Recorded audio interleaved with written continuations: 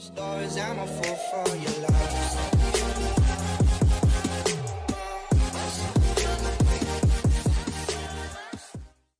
Hey everybody, Rock here. As promised, I decided I would dedicate this last video as a bit of a wrap-up to tell you my final thoughts about all this. And even as I say that, I realize that in 6 months from now, I will have additional final thoughts. You know, I never thought at the age of 37 that I would still be dealing with or going through stuff that I experienced as a child/teenager. I never thought that I would still have the anger I have inside of me and the sadness I have and the anxiety and depression I have in me. And even for the most part, I understand that I'm doing well at managing all those emotional states, that they probably will be with me for the remainder of my life. And there's nothing wrong with that. I'm realizing that there's nothing wrong with that. In fact, they are blessing in disguise. They are catalysts of change and growth, things that I need to push back against to further my growth. We all have these things. These things that challenge us, that push us towards our better selves. Another thing I want to, that I've come to realize over the years, not just recently, but over the years, I've realized that my father isn't all bad. In fact, I would say that he's a lot of good. He's a good person who's made bad decisions. I don't feel like he was purposely trying to hurt me overall, even though in the short term, some of the short-term events he did or actions he took did hurt me. And I ask of you to look at your own aggressor, your own antagonist in your life, and to try to see them in a good light. It will help you. Which brings me to my next point. Forgiveness. I'm learning a lot about forgiveness. I've forgiven my father for the actions that he's taken. I don't necessarily forgive him to give him peace of mind. I forgive him to cut myself some slack, to let myself realize that I can let go of some of this stuff. That it doesn't always have to be in me. I can let it go. And I've been doing really well at that as of lately. What I'm also realizing is that you cannot change somebody. You cannot change them. They have to want to change. You cannot change them, but you can change yourself. And hopefully as you're changing yourself, those around you will be inspired to do the same in their own way. I can't expect to have the family I want with my parents, the relationship I want, when they don't necessarily want that. They don't want to go deep necessarily. I can't change them. But I can continue to improve myself, to better myself, to inspire others, in hopes to inspire others. I've also learned that if you are a person who is becoming stale, or if I can speak about my own experience, but when I was becoming stale, like when I was not pursuing growth and when I was not pursuing personal development, I was going back to where I was before. So the point to that is, if you're not pursuing growth, you're actually non-actively pursuing your own demise. You have to pursue growth. I know that because of how I am inside, with the anger, with the depression, the heaviness, the sadness, the anxiety, I know that I have to pursue growth. I know that I have to pursue growth. Because otherwise, those symptoms will continue to grow. It's like a garden. You have to tend to your garden, because if you don't, the weeds will come to take it. And if you let them, they will take it. It's the same thing with your thoughts. If you don't manage your thoughts properly, your emotions properly, they will come and manage you. And then it's not as fun anymore when you don't have control over your emotions. I've been there before. Sometimes I still live there. Now, I have daily struggles like anybody else, but I cut myself some slack.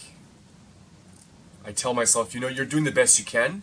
You can reset. You can start over. You can continue to start over. You can apologize to your wife if you've said something wrong. Or I can apologize to my daughter if I've been a bit harsh. I can do that. I don't have to be so rigid and want to rush through life. So developing patience and not making such rash decisions in the moment based on my emotional state. Sometimes it's okay, but other times it's not. And we really have to be the gatekeepers of our own mind to manage what's good and what's bad, because we all know what's really good for us and what's really bad for us. And we have to choose when and where we are going to do that. Engage in those activities. So you have to be the gatekeeper of your mind. You have to fill yourself, fill your mind, fill your spirit with positive things. Reading good books. Not getting stuck in the gutter of the internet, focused on nasty stuff that will never bring you happiness, but will only shock you and make you realize how bad the world is.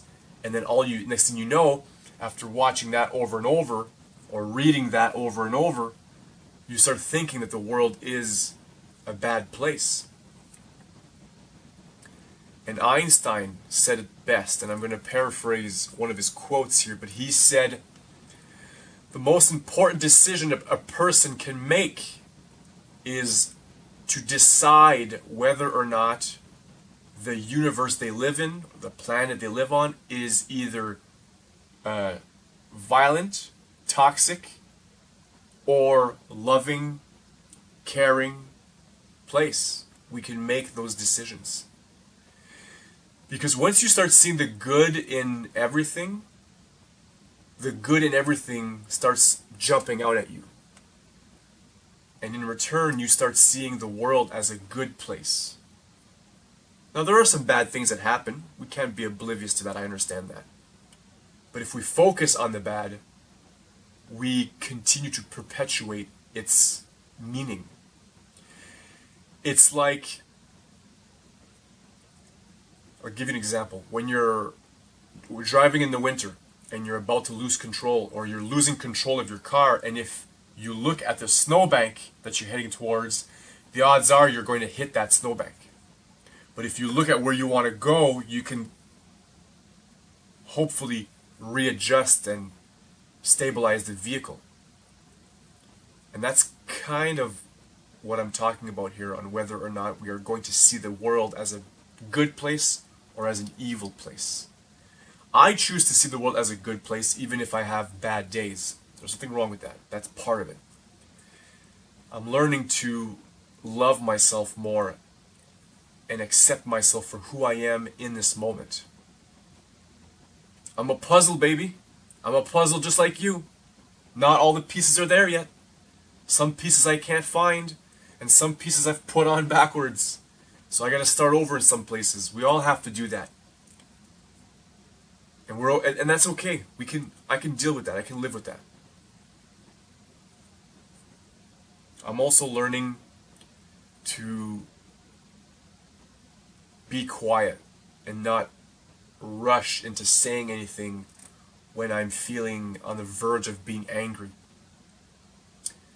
Because often what happens with me is when I start getting angry, I start speaking about my anger, and it just amplifies it. I'm noticing that when I start getting angry, for whatever reason, doesn't matter.